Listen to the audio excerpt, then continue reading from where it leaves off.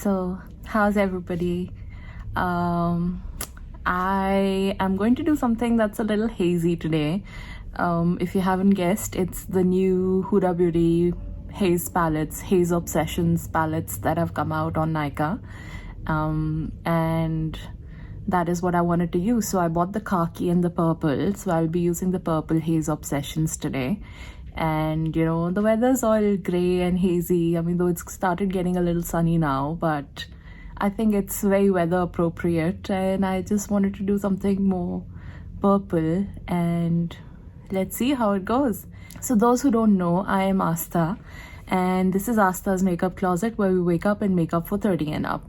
So if you're into something hazy and something more neutral and something that's very, very suited to Indian skin tones and the Indian look, please do keep on watching.